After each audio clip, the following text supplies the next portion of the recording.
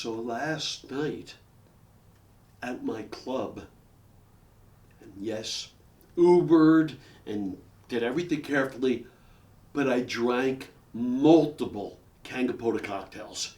And I'm going to do another segment. It is such a wonderful beverage, but boy, is it strong. And it just took me 3 shots, and let's do it this time, to be able to say that today is Saturday, July 25th, 2026. Woo! Yes, I'm recovered, and we did not shoot last week, so with that as the fun lead-in, I want to do a general sports thing. I'm going to do another segment specifically on the NBA and LeBron, but let me go back to Wimbledon, because Jannik Sinner really dominated. He looked so good in one of the stats that is just incredible is, and this dates back till I want to say 2025, I think. But Jannik Sinner has held serve against Sasha Zverev 87 times straight. I mean, that's just wild domination for any of us who played. I mean, that's insanity, but he has. Okay, and congratulations to Jannik Sinner. And the one other thing I want to bring up, because we are at the end of an era, is Stan Wawrinka he's at the end. Now, this was his final Wimbledon, but we might not be seeing them. And why do I bring up Stan Wawrinka, he's a gentleman and a great player? He has a one-handed backhand. And in this day and age, both men and women, you can't win with one-handed backhand. We saw it also with Tsitsipas against Djokovic, and Djokovic just dismantles Tsitsipas. You can't have a one-handed backhand anymore. End of an era. Things move along and change. Okay, next. Golf Open Championship. Bryson DeChambeau absolutely trampled on the fescue. He thinks he's larger than the game. Good for them calling the 2-shot penalty on him. And what does he do? He says, I'm going to call Trump, and asked him to intervene. It's a sickness. What you're seeing everywhere is the guilty and the powerful and the sneaky using Trump to give him a carte blanche. And this is in the game of golf also. That's supposed to be a gentleman's game in the game of honor. Anyhow, but we'll move past that crap. Good for Rory McIlroy speaking out, saying I don't really like the guy. After Live Golf, after that, it's good for you, Rory. You're just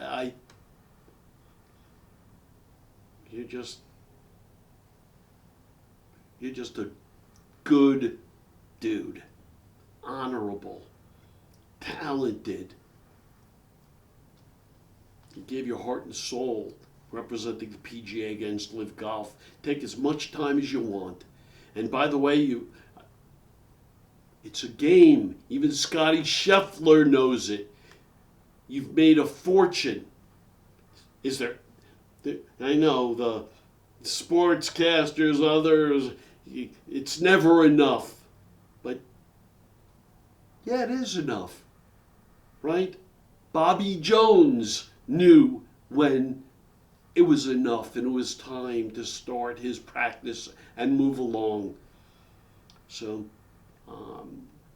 Good for you. And good for Ryan Fox. And we know the story, and I'll just repeat it quickly here.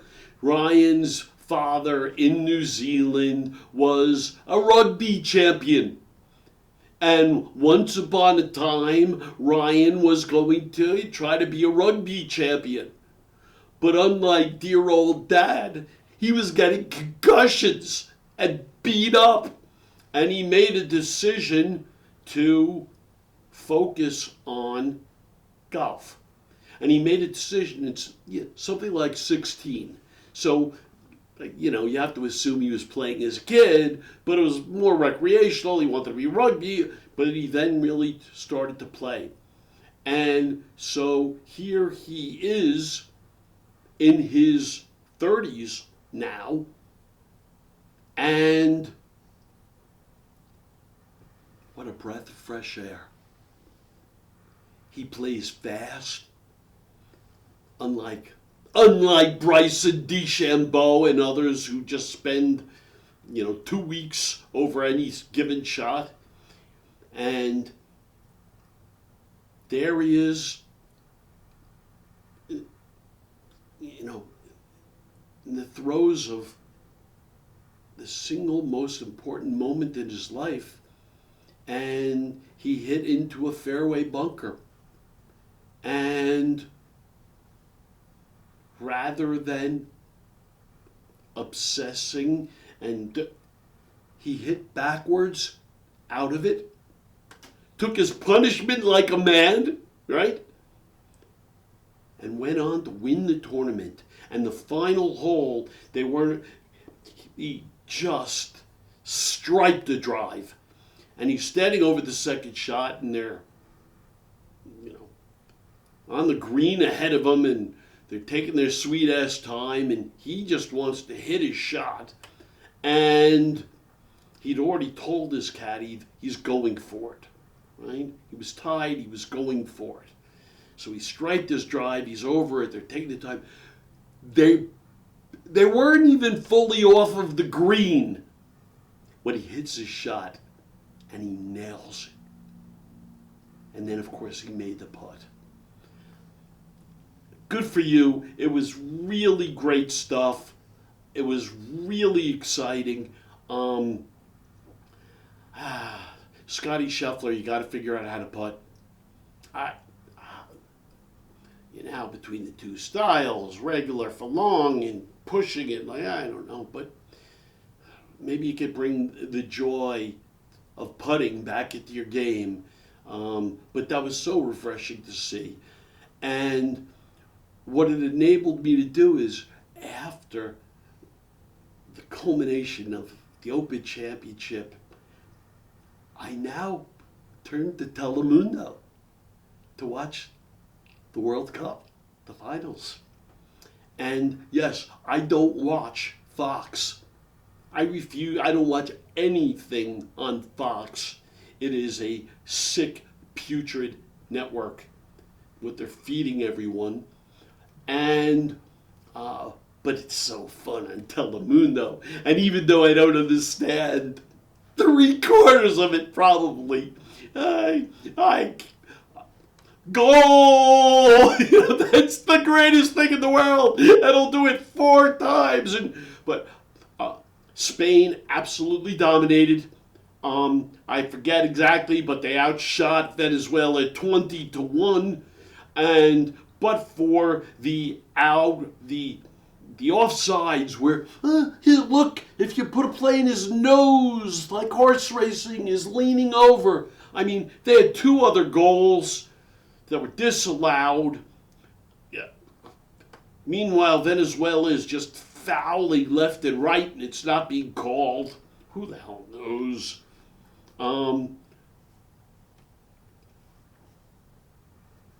I like the halftime show.